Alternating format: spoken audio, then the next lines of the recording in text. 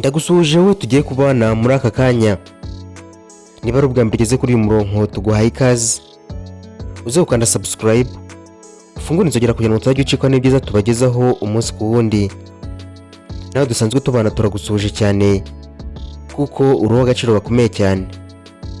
Nk'ibisanzwe rero uyu ni wa mwanya wacu mwiza wahariwe kukugezaho ubusobanuro bw'amazina.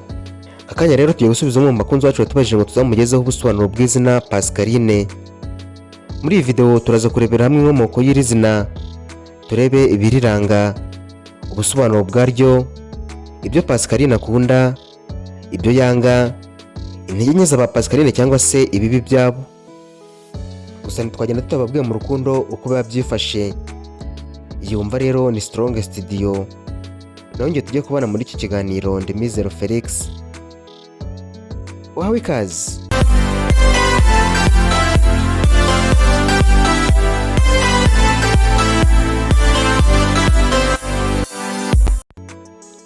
Izina Pascaline rikomoka ku ijambo ry'ikilatini Pascalis, risobanura uwavutse neza cyangwa se uwavutse mu gihe cya Pasika, cyangwa ufitanye isano n'igihe cya Pasika. Pasika rero bisobanura ubuzima bushya, ibyiringiro n'intsinzi ku rupfu. Niyo mpamvu iri zina rifatwa nk'iresha nyiraryo imbaraga nshya n'icyerekezo cyiza mu buzima. Ryagiye rikoreshwa cyane cyane mu bihugu by'i Burayi, ndetse ubu ngubu risigaye ryarageze no muri Afurika. Dore rero ubusobanuro bw'izina Pascaline. Pascaline asobanurwa nk'umuntu ugaragaza ubwitonzi, ubwenge n'umutima woroshye.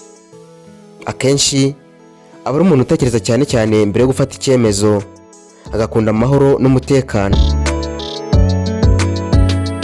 Ni izina rero rifitanye isano n'abantu bifuza gutera imbere, bafite indangagaciro zikomeye kandi bashaka kugira ubuzima bufite icyerekezo n'intego. Dore rero imico iranga Pascaline. Abantu bitwa ba Pascaline akenshi barangwa n'ubwitonzi n'ikinyabupfura. Aba ari umuntu wubaha abandi, ukunda kumva ibitekerezo by'abandi imbere yo gutanga ibye. Akunda gahunda n'isuku kandi aba afite umutima wo gufasha. Pascaline kandi akunze kuba umuntu wizerwa, ushobora kubitswa amabanga kandi agahora ashaka gukemura ibibazo mu mahoro aho kubikomeza. Dore rero ibyo Pascaline akunda. Akunda amahoro n'ubuzima butuje.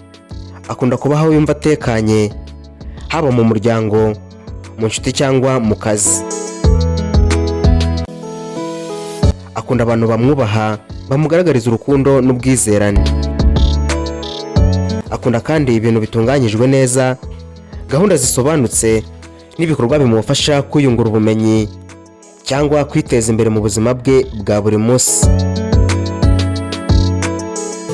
Nubwo rero Pascaline hari ibyo akunda, gusa hari ibyo yanga. Yanga cyane amakimbirane n'amagambo akomeretsa. Ntakunda abantu bavuga byinshi badafite icyo bagamije, cyangwa abatesha abantu agaciro nk'amarangamutima yabo. Yanga akajagari, kutagira gahunda no kudaha agaciro igihe. Iyo abonye ibintu bidahuje n'indangagaciro ze, ashobora guhitamo kwigira kure aho kubijyamo.